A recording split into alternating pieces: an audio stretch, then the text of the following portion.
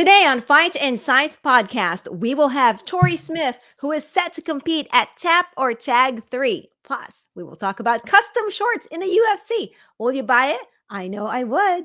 So, Tim, what are we waiting for? Hit it! Ladies and gentlemen, welcome to the Fight Insight podcast. All right, Raine, we have an excellent episode ahead of us. Our guest today, she is a purple belt, I think, in Brazilian Jiu-Jitsu, a brown belt, I think, in Judo. On Smooth Comp, it's a website where you can check people's Brazilian Jiu-Jitsu competitions. She's listed as having 76 wins, 52 by submission. She represents Westside MXT Brazilian Jiu-Jitsu Club in St. John, New Brunswick. I've seen her compete personally, Raine, and the person you are about to see in no way reflects how she competes. This girl is a savage and a killer. Raine, bring her in. Please welcome the silent assassin, Tori Smith. Hi. The silent assassin, Tori Smith. Tori, welcome to the show. Hi, thank you so much for having me. Tori, was I correct? Purple belt in Jiu-Jitsu, brown belt in Judo? Yes, you are correct. Dang. And the silent assassin is probably the most accurate nickname I've ever seen, because for people only listening on audio, like, how old are you, Tori? Are you 20? Yes, I'm 20. Okay, 20 years old, 76 victories in jiu-jitsu competitions. I'm sure it's probably more than that, maybe too, right? I'm not sure the exact number of wins, but I have a book that I log each and every match that I have. So. Oh, nice. What do you do? Wait, what do you do in this book? So I have a few pages at the front dedicated to like bigger events that I've attended, and then throughout the other pages I'll mark like every fight I've had against, like who it was against, and then I'll say if I won or if I've lost, and like if it was by submission, and and I just count them. That's crazy. Is that so that when we end up making a movie about you one day, they can use that as like a reference material? Yeah, reference log, we'll have like it all laid out. Yeah, that is crazy. Wait, and so did you only start doing that for your jiu-jitsu, or were you doing that in your judo as well? Only jiu-jitsu. Oh, okay. Now, your judo brown belt, that's very high, a brown belt, right? For Yes. judo? How old? Next How step is old? black. Yeah. Okay. How old were you when you were doing the judo, and when did you start jiu-jitsu? I started judo probably when I was about 14 years old, so 6 years ago. And then jitsu, I started a little later. I started when I was 17, so 3 years ago. You were an old woman when you started I jiu-jitsu. know. Yeah. That's crazy. Okay, and so are you still doing judo now? I am, yes. Not as often, but I do use it to help my my BJJ training. Yeah, for sure. Raine, so I know Tori from Fight League Atlantic, right? She competes out there, and the first time I saw you, I think, was Kumite 5, maybe. I think was the first time I witnessed Tori compete, and it was the first event that I ever commentated. And Tori comes out, looks like the nicest little girl, She was the most aggressive competitor that whole night, including the men. Like, Tori, every time you were engaging with your opponent, it's like you were trying to throw elbows. It's like you were like so aggressive. Where does the aggression come from? Life's hard. No, I growing up on the mean streets of St. John, right? Yeah, I just if they moved the way I wanted them to move, I wouldn't have to be so aggressive. Like, you just gotta, give me your arm and it'd be over. Yeah, you can save yourself all the hassle, of the roughing up. No, but really, Tori, like, I mean, because look, I train at my area here, and I see people competing and I see people training. I don't see people aggressive like you. Like, to be honest, did you grow up like doing other combat sports, or like were you always into combat sports? Like, you would not expect it from you is all I'm saying, and I'm saying it in the nicest way. No, actually, I grew up playing soccer for the longest time, and I played flute in a band. So, Mm. I use my aggressiveness. Like I use my knuckles a lot, and I use a lot of pressure just to get them to squirm, because I find it opens up room for them to make mistakes, and I can take advantage off of their mistakes to wiggle my way into where I want to be. And And no one said jitsu or judo was nice. So gentle art, I don't think so. Okay, and I apologize if this gets you in trouble. Is it legal to do that? To use your knuckle, like, you're not doing pressure points, I guess. No, I'm pretty sure it is. It's legal. I never got called out for it, so maybe I just blew my secret. I don't know, but yeah, because like if you're like pushing off of somebody and you just had your hand there, Right. you're not punching them, so No. Yes, it should be legal, and you're just using pressure, right? Yeah, for sure. Why not? Right. It's funny.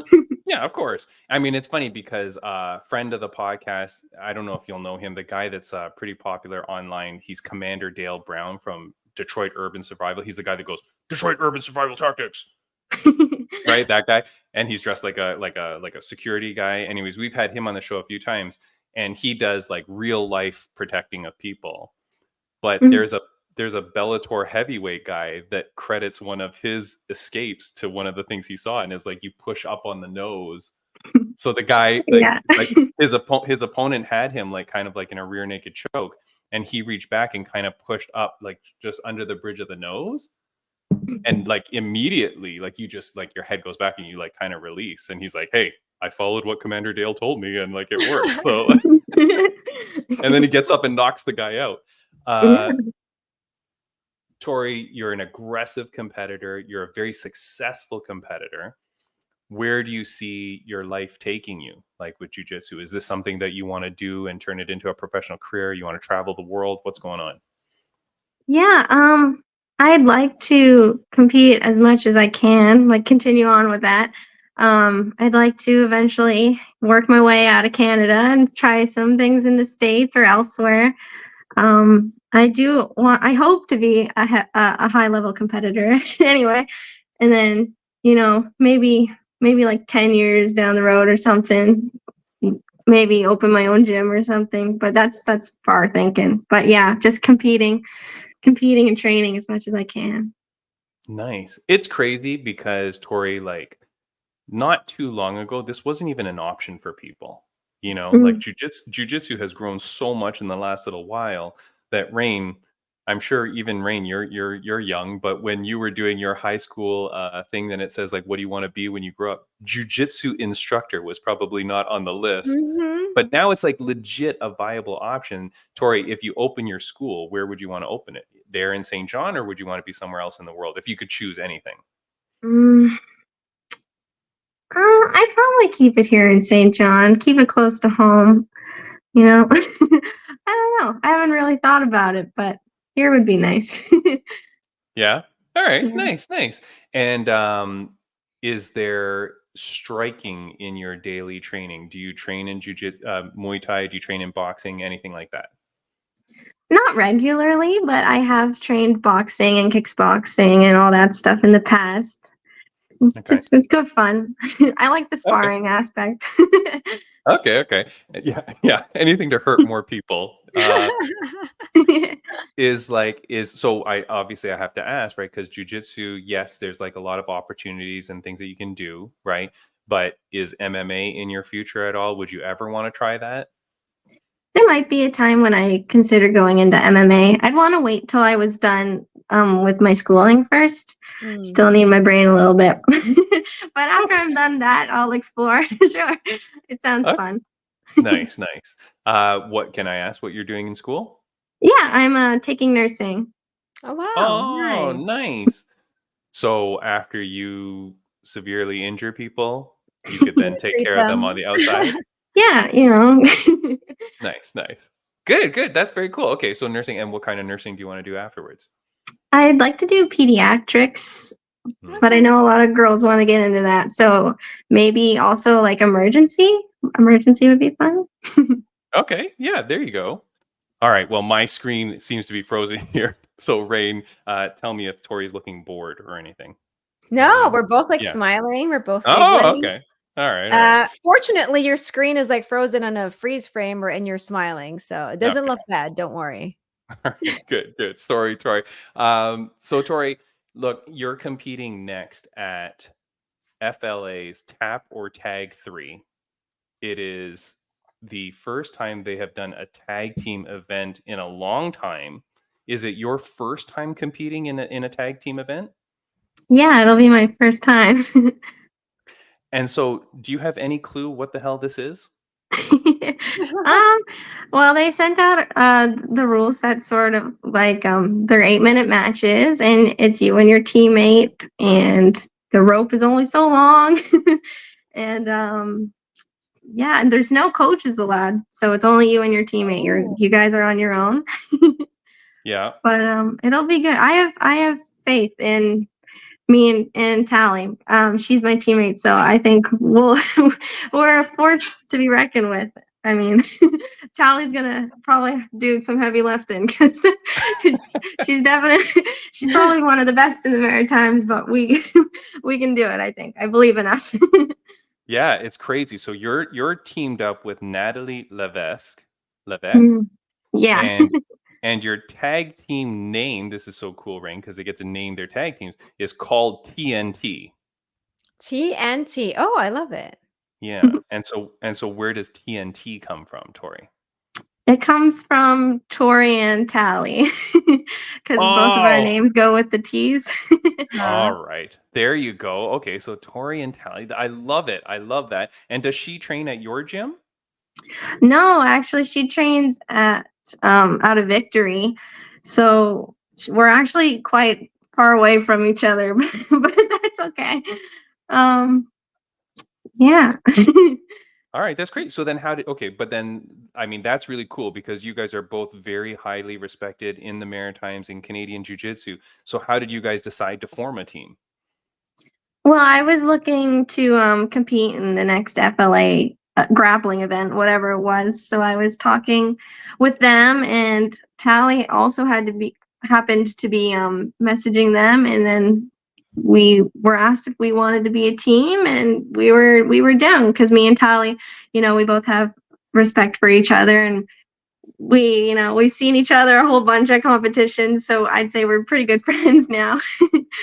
Oh, that's crazy. Okay, well that's cool. So this is kind of like the forming of a mega powers. Like Mhm. you take two top people who are succeeding in the individual competition and then you put them as a team.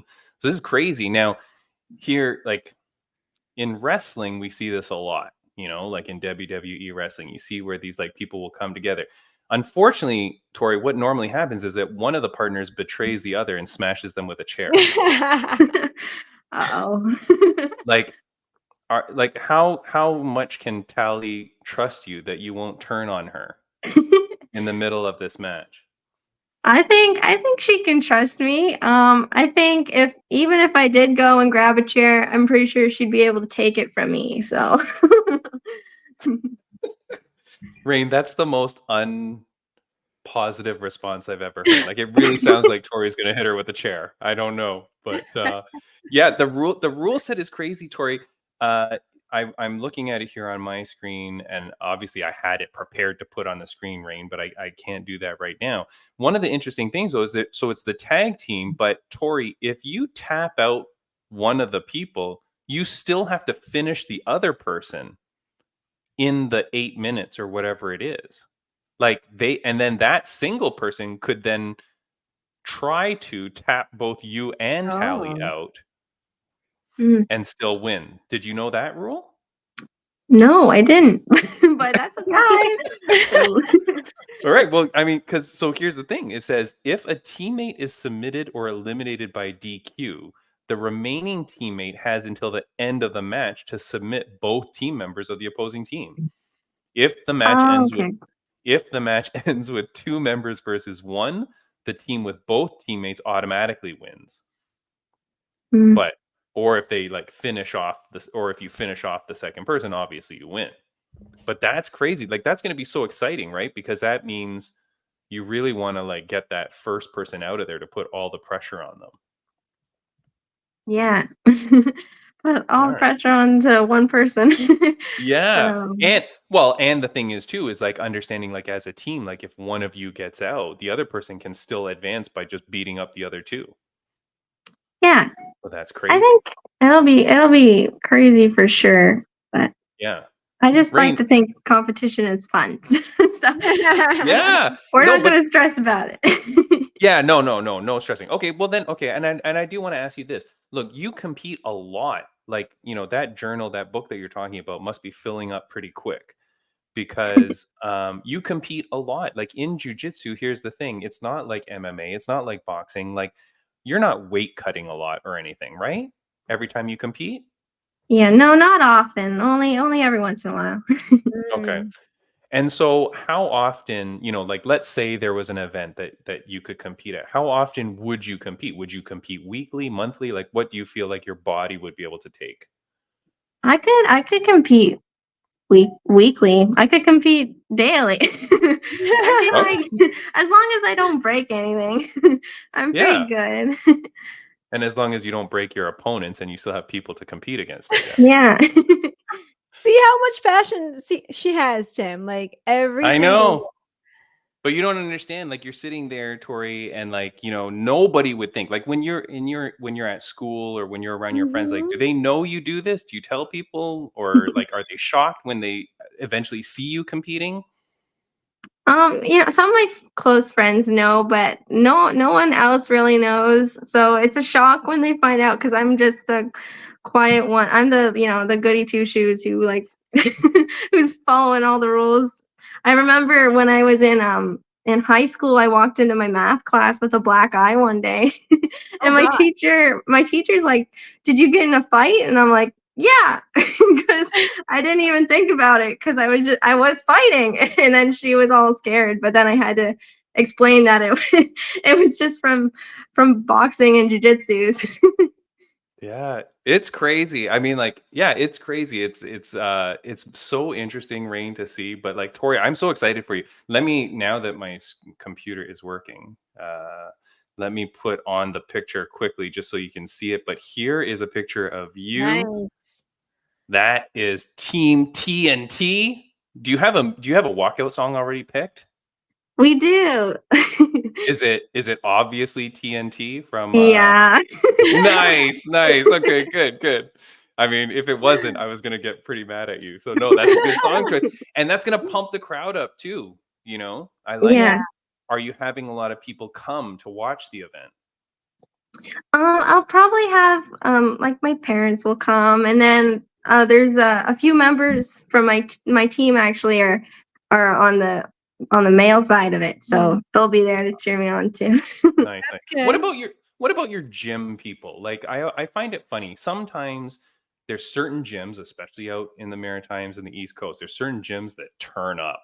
Like they get like a lot of their people to come. Even here, I was commentating a kickboxing event a month ago, and I told Raine, like, so we were in this casino, and this one gym must have had like half the auditorium. Like it was like crazy. Like they really get their people to come out. Is your gym going to come out and support you, Tori?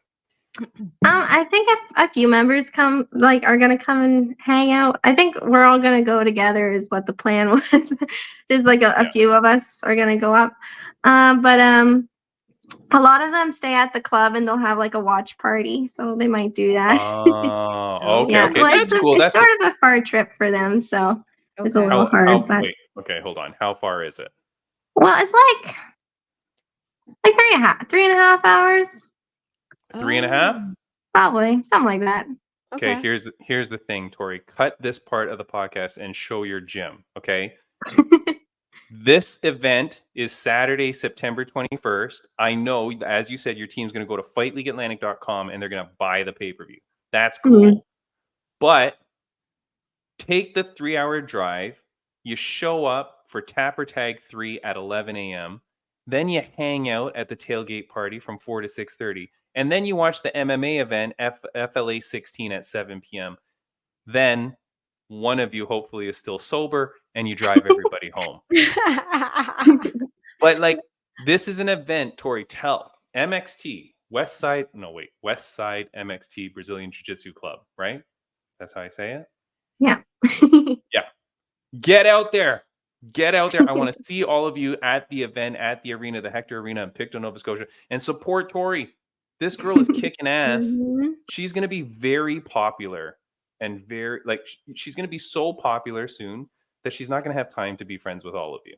So you have to support her now. So she's like, oh, you're the one that came the 3 hours to watch me compete, right? Like, if you want to be friends with Tori into the future, you got to put the work in now, right, Tori? You're gonna forget all these people that don't support you now, right? You're gonna abandon them. No, you got to remember the OGs. But Yeah. no, I'll drag your butts out. Yeah, drag their butts, because okay, here at least this, you won't sign autographs to them for free. Yeah. If they don't show up, autographs are gonna cost $5 an autograph, right? Yeah. Okay, do that at least. All right, thank you. Tori, I know we've kept you long, and I'm sorry for the technical glitch. I'll put up very quickly here just so people see it. Here's the rules, okay? And it was that second last bullet that talks about the 2-on-1 thing. But like, this is going to be crazy. I'm so excited for this, Raine. Tori is so aggressive. Tori, what I want to see you do, and with your judo skills, because that's what you always use in your matches as well. You're always throwing people. You're very good in the clinch. Remember, this is a tag event. You can take that person, throw them into your corner, into your side of the cage, and then you and Tally. Mm-hmm. You and Tally can just beat the hell out of the person, and they won't even be able to tag out. I think it's going to be very interesting. I think it's going to be very interesting how you guys are able to manipulate the cage, manipulate the tag thing, right? Like, that rope that you have to hold on to tag is not going to be that long, I don't think.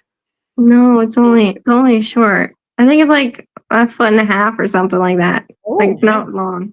So unless you're competing against some 7-foot giant, it's like long arms. Yeah, as long as you drag them. I really think I'm very excited to see how you guys, like, and all the competitors at Tap or Tag 3 are able to manipulate that, right? To really isolate one person, tag in and out, bang, bang, bang, and then just get that first submission. Once you get that first submission, it's game over. You know, it's going to be very tough to beat 2 people in a row.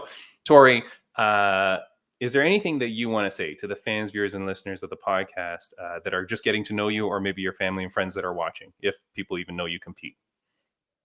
I just want to say thank you to like all my supporters, because I know I have a lot of them. Whenever I make my posts up after tournaments, I have a whole bunch of people that I have to list, like my coach, my main coach, Mike Meehan, and the people at the other MXT in St. John, because there's 2 of them. And then I have a close friend, Matt. Matt Garrett. He helps me like build up programs for like weight training and stuff. So he helps me get ready for tournaments and stuff, especially this one coming up. We're working on a bunch of things.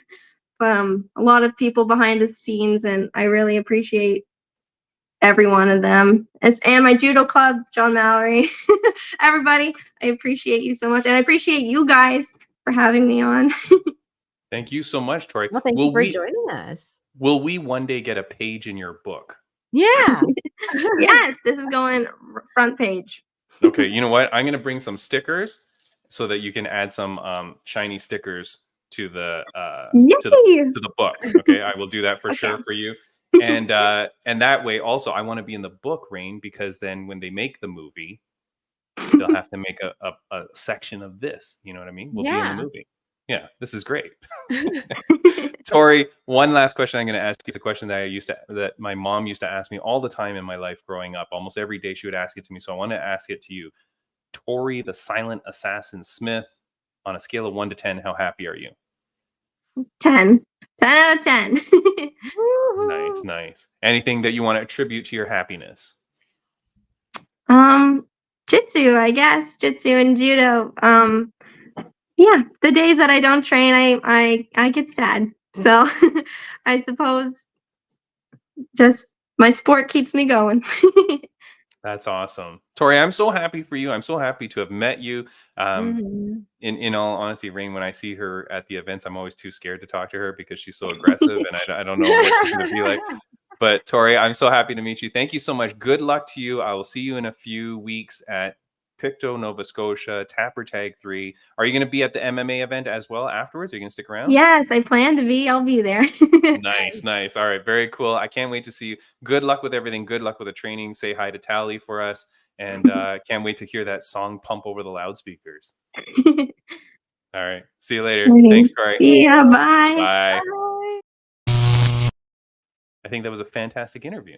Yeah, yeah. It's good to see, I'm gonna make myself sound really old when I say young kids, Yeah, you're an old uh, lady. Got it. I'm an Go. old lady. So yeah, it's good to see young kids, find their passion and you see that Yeah. glow like in her face. She smiled the whole time as she talked about Yeah. being able to train every day and being able to compete and to fight. So that's really Yeah. nice when you see someone, like Tori, Yeah. who found something that she really loves to do at a young age. And I do hope that both the gym, MXT, and Tori, hopefully they share this podcast on their socials and stuff. Girls, young girls, need to Mhm. see someone like Tori and go, wait a second. I thought I had to be like some like tomboy, rough and tough chick, blah, blah, blah, to get into Mhm. this. No, like look at Tori. Like Tori is such an inspiration to people. She should be such an inspiration to young girls, young kids, guys and girls should be Mhm. inspired by Tori and see what she's doing, competing all over. Yeah. Raine, I'm telling you, Raine, in no time flat, of course she's going to go international. Of course, you have someone like this with the skills she has. There's going to be tournaments and stuff like that. We've had so many jiu-jitsu competitors on our show that are competing all around the world, and I'd love to see her like spread that success and everything. And of course, flaunt the FLA gear while you're out there, right? Like keep Yeah. bringing attention to where she's from and into the East Mhm. Coast, into the Maritime. It's beautiful, Raine. It's very, very cool. I'm so excited. Look, get the pay-per-view. Raine, you cut the promo because you're better at it. Oh, FLA 16 coming up on September 21st. Make sure you guys get your tickets and find them on Instagram at Fight League Atlantic. And Tapper Tag 3. Got to add that in.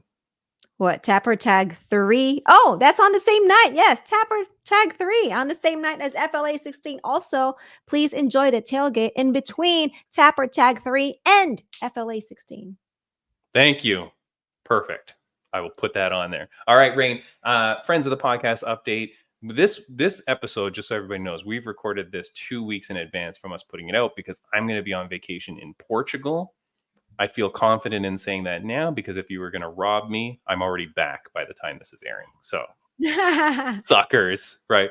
But yeah, so Fight League Atlantic, obviously FLA 16 Tapper Tag 3, that's Saturday, September 21st. Go to fightleagueatlantic.com. Thanks. I will be commentating the Tapper Tag 3 event, and then I will be doing some interviews on FLA 16. So that's going to be very, very cool. So check that out. Jade Masson Wong, she's going to be competing for the BKFC title. I know we've promoted that a lot. I can't wait because Raine, the minute she wins, she's coming back on the podcast. So I'm very excited for that. Rory Gillis, Rory No Worry Gillis, our man with the mustache. He's competing. Well, by the time this comes out, he will have competed 2 weeks ago. But he's competing in Samurai MMA in Montreal. He's there with our friend, Mr. Entertainment, Ben Leese. That's very cool. He's on Fight Pass, and so we're very, proud of him and whatever he does. I'm sure he won, but regardless of the outcome, Rory Gillis, you're the man, and I'm so happy to have met you and to be your friend. What else do we have? You will be at Up Next Fighting At UNF 20 on September the Big 20. Historic show for UNF. So make sure you guys check it out here in Los Angeles, California. Tickets are still available. So please go to upnextfighting.com or find us on Instagram at upnextfighting. Amazing, Raine. That's going to be incredible. UNF 20. I the know. time is just flying by.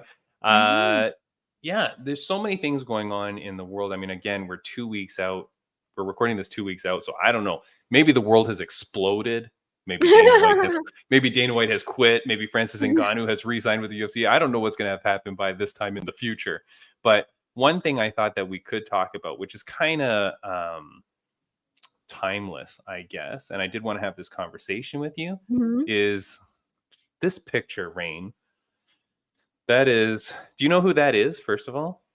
Is that Ilia Topuria? Ilia Topuria, yeah. Okay, well, you looked at the shorts. You're cheating, right? Okay. I can see like Topuria right there. Yeah, it's Ilia Topuria. I mean, the comment is that he's, obviously not that super recognizable. But anyways, he's Ilia Topuria. What do you notice about him? Like on his shorts, that he has the flag on his shorts? Yeah. Or are you talking about his tattoos? No. No, we're looking at his shorts. He's got custom shorts on, Raine, right? Custom shorts. Raine, I want to get your thoughts. What do you think about custom shorts for UFC fighters? Are you a fan of it? Are you not a fan of it? I love it. Yeah? I love it. Like, it's a way for them to express themselves. I mean, I know some of them, they have like really like big personalities, right? But I think for some fighters who are just like, quiet and they don't really have that, big personality, I think the way for them to express themselves is through their gear. So I'm all for it.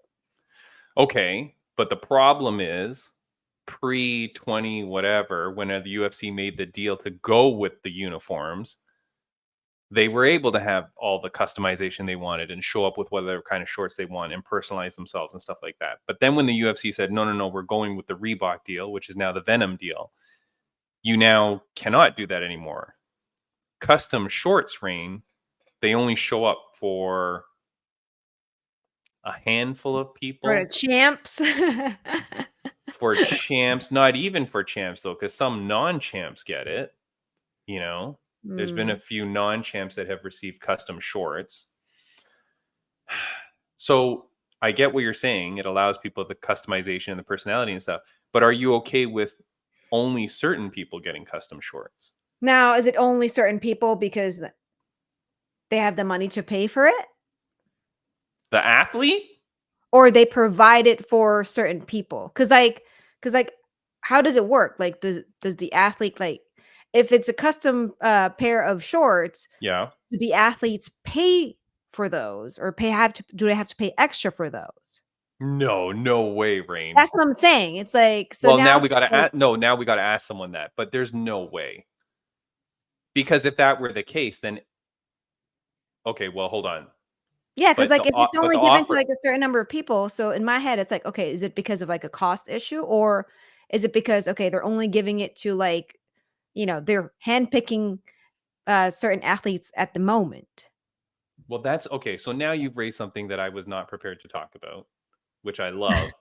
But that's crazy. So you're saying, like, does the UFC say to, let's say, DDP, Dricus du Plessis, hey, dude, we will make you custom shorts, but you have to pay us $10,000, $15,000, $20,000, God knows. Then we will make custom shorts and we sell them, because everybody that gets custom shorts, you can buy them on the UFC website at the UFC store. Guess how much they cost? $200? No, $114.99. Okay. So it's not terrible, like the cost. Although I don't know who's wearing these. You know what I mean? Like, I've never seen anyone buy them or wear them, let alone the regular fight kit. But I've never seen anyone buy custom shorts at my gym, at least. I think the cost of the normal shorts are $114.99. So the cost isn't even anything different.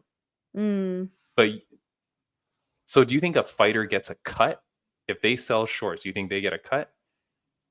Like, they get $1 for every short sold? Probably, because I think that's how wrestling works. And whenever they sell merchandise, right, they get a cut from like any merchandise that was sold with like their name on it.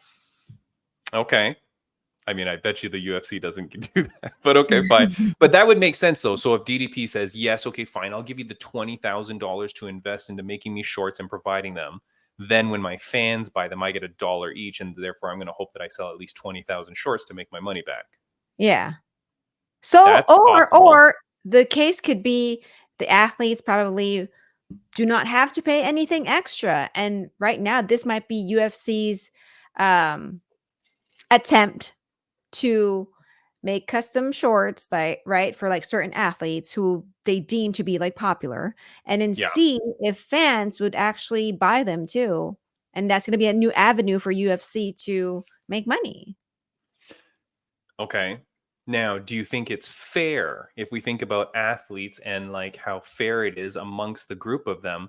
Do you think it's fair that only certain athletes that, let's just say, Dana says is popular enough gets custom shorts? Like, for example, if you're Bobby Green, my Mm-hmm. favorite, Mm-hmm. he doesn't get custom shorts. Well, he hasn't had it yet. Mm-hmm. So do you think that's okay, though, that some people get and some people don't? I don't think it's okay because I don't think it's fair. But however, if they're judging by the popularity of the fighter, I think that would encourage fighters to, I guess, to compete more or to try to bring out the Get more personality more. popular? Yeah, yeah. Because Yeah, I'm we've not. talked about this in a podcast too before. We've encountered fighters who they don't even put anything out on their social media. Yeah, They don't. They think that it's all about fighting. It's all about fighting. But if you're trying to make it to the big stage, it's not just about fighting. It yeah, involves marketing. It involves, having some sort of you don't have to be out and be loud about your personality. But to me, there's some sort of type of character that you put out there, because at the end of the day, when you are being watched, whether you're fighting, you're yeah, doing interviews, you're showing a part of you, a character, and you're trying to, people get attracted to that. And then it comes yeah, down to, hey, if you have merchandise, then they'll buy your merchandise. yeah. I'm very look, we've talked to prosecutors, criminal defense attorneys, nutritionists, coaches, ring girls. Like, we've talked to everybody in the industry. I would love to talk to someone that's part of the UFC merchandising and go, how many of these shorts do you sell? Like, how many Max Holloway custom shorts have you sold? And how many normal shorts do you sell? Like, does it sell more or less? Because I'd be very curious. Honestly, I feel like it cannot be a lot of people that buy it. I really feel like it can't. If you've ever bought it, message me, leave a comment, message me, tell me that you've bought the shorts or anything UFC related. I'd love to know. You know what I mean? I think people would, honestly, once it's out there, people would. I mean, Raine, this UFC watch that I have from Timex is a beautiful watch. I love it. I've never seen one person have a UFC watch ever, anywhere. I'm at my okay. gym, and the number of times I've seen someone wear, like, I have my UFC gym shirts. When I went to California and went to the UFC gym, I bought some tank tops and stuff, and I have the UFC shirts. My wife has them, whatever. We're at the gym. We wear it all the time. Where else would you wear it? You know what I mean? I've never seen anyone wear it. I've seen more people wear Fight in Sight tank tops at my own gym than I've seen wear a UFC shirt. Thank you for everyone that purchased. But like Raine, I don't know who buys it. I don't think That's it's the fair. thing. I remember when you said, "Oh, Raine, do you want to buy the UFC Timex watch?" And I was like, "Oh, they make that?" And that's the thing. There's probably some people out Not there, enough or marketing. yeah. I don't know. Yeah, sure. Maybe it's a factor of marketing too. But I guarantee you, if I start telling everybody to UFC watch, nobody's going to give a crap. This watch, American, is probably like $60. Like, it's nothing, and it's really nice. Like, I know people will make fun of me, but I like it. It's nice. It looks kind of like a G-Shock watch or whatever for those on audio only. Like, it's a nice watch. Yeah. And it's got UFC, and I just feel like, hey, yeah, I'm supporting the brand that I like. I'm supporting the company. But like fighters, like, I love to buy fighter shirts and stuff like that. But like this, my problem with it is I feel that not everybody gets it. Not even every champion, mind you. I don't think so. I don't think every champion gets it. I don't think so either. But then challengers have got it. Because Whoa. Israel Adesanya have custom shorts when he fought DDP? And he was the challenger. I'm almost positive he was wearing custom shorts. He had like a black and gold kind of design. I can't And remember now. And DDP had his cool green ones, like with the Australian, like the Mhm. South African colors and stuff, like, and it looked really cool. But how many people buy it, Raine? All right, Raine, you're stumped at my incredible question. I have the solution, okay, that Mhm. is going to solve UFC's problem with this and is Mhm. going to make them a kabillion dollars with a K, kabillion. Okay, You, what is it? you ready for my idea for the shorts or for the Mhm. kits? You make custom event kits. Yeah. So when we go to Macau coming up, Macau, Hong Kong, you have a custom set for the Macau event that will obviously look a little bit more Asian, blah, blah, blah, right? Whatever. Then Yeah. when you do an event in Paris, UFC Paris kit. Bap, bap, Yeah. bap, bap, bap. Looks cool. And then you'll obviously have like a black version and a white version or whatever. You can have a few colors. Mhm. But the generalized styling, Raine, people will buy that, I feel. Oh, If yeah, you for were sure. But here's what I'm saying. If you were going to buy the Max Holloway shorts, you will for sure buy the event shorts where he fights. Okay. But here's the thing. If I was watching UFC 300 or whatever, 308, right? Mhm. And none of my favorite fighters are on, I might still buy the kit because I'm like, well, it's cool. It's limited edition. Like a souvenir. I've Yeah. already collected the last few pay-per-view shorts. I Yeah. might as well buy the next one. Yeah. You will sell those way more than however many Max Holloway shorts. And again, no disrespect to Max Holloway. He's the greatest and he's incredible. But I just feel if you're UFC trying to capitalize, I would sell something that becomes more of like a collector's set. And I feel like, a UFC Toronto kit, like when they're in Toronto. Mhm.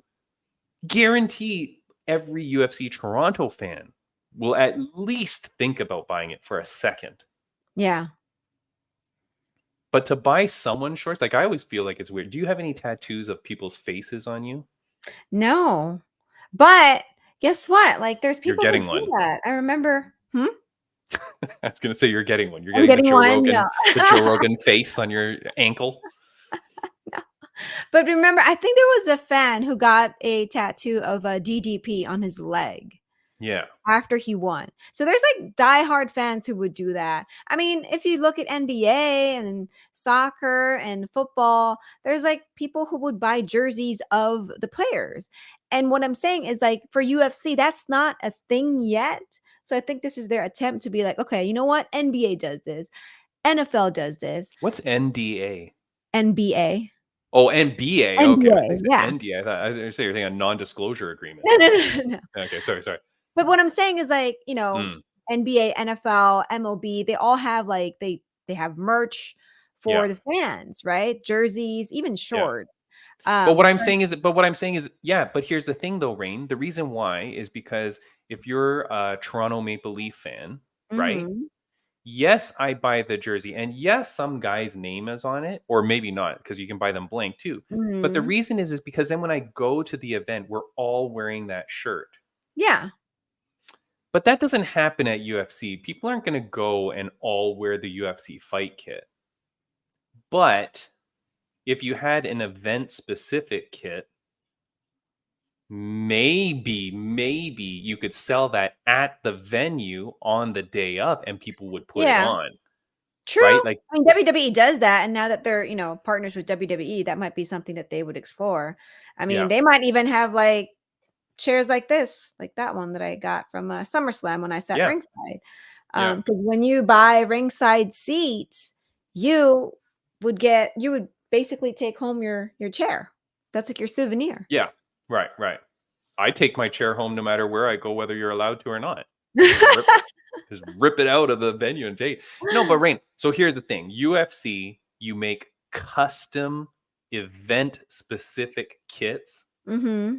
You sell them at the venue, and you sell them afterwards. and you make it like a collector's edition that people have to buy every numbered pay-per-view kit. You make it specific to the city. You add a little bit of cool stuff. You stop doing these custom shorts for individuals, and you force them into this, because then the person that did love Max Holloway and was going to buy the Max Holloway shorts will buy the UFC 309 Max Holloway kit. But it will be the Hawaii looking kit or whatever, right? Like whatever this city is for that event. Genius, Raine. I'm telling you, I'm a marketing genius. There you go. Good thing Dana White is listening. Hi, Dana. Good thing. Yeah. And unblock me on Instagram, Dana. Raine, I did want to say thank you again to millions.co. So they made, speaking of merch. Nice. Beautiful. And Raine, did you notice that this logo is way bigger than the shirt that I sent you, right? Yeah. So the logo, I made it so that it really fills the shirt. I'm telling you, it's good quality. Go get it. Millions.co. You can buy our shirt. It will help support the show. I really, really appreciate it if you do. Raine appreciates it if you do. Raine, if you ever see someone on the street wearing a Fight Insight shirt, you would sign their shirt for free, right? You won't charge them. For sure. Yeah. I always have like a Sharpie with me. So nice. And you will sign it for free. You won't charge them. For free. I won't charge anything. Nice. Okay, good. What a nice person. All right. Raine, I think that's it for the show. We're good. Yeah. I feel like we had an incredible guest in Tori. Very excited to see. And yeah. All right. Anything that you want to say before we get out of here? No, thank you again to Tori. And then don't miss Fight League Atlantic 16 on September 21st and Up Next Fighting 20 on September 28th. And Tapper Tag 3. And Tapper Tag 3. As a FLA 16. Yeah, don't forget. Okay, Raine, I think that's it. Look, like I said a few times, we're recording this 2 weeks out. I have no clue who the guest next week will be. But it will be someone cool and amazing. Lined up, I think we do have the return of the Slim Reaper, Rayshawn. Slim Reaper Roland. Rayshawn Roland, yeah, Ray Roland, right? So we got him lined up because he's fighting is it at UNF 20? He'll be fighting UNF 20, yeah. There you go. So I can't wait to see that guy again. And we've got tons of people. Another Slim Reaper, speak of the devil. Another Slim Reaper, Robert Desarnais, he's fighting in BKFC very, very soon. So hopefully we'll be able to have him back on after he kicks butt and goes 2-0 in BKFC. And but we'll have some other people. We've got some UFC fighters lined up that we want to have on. Dana White's always welcome. Yeah. And Don Davis. Don Davis. Can I say one quick thing? Yeah. They spelled Ashley Thiner's name wrong on PFL's main post. Oh my God. No. Are you freaking serious? Raine, I refrained so bad from saying anything bad about Bellator during that interview because I'm being respectful. But my God, they spell her name wrong on the post. The disrespect is crazy. No? Why are you so quiet? Because you want a job for Bellator, I'm just quiet because I know these types of things happen. No, they do not happen, Raine.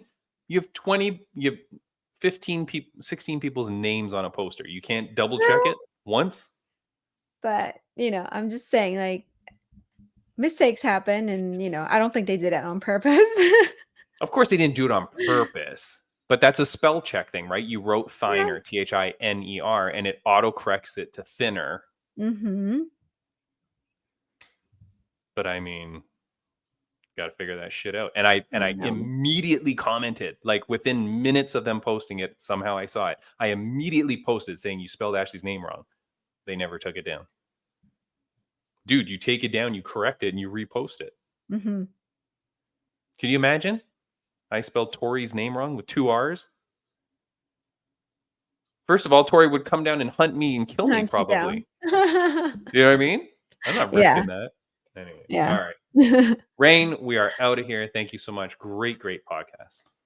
All right. Thank you again. Bye. Bye.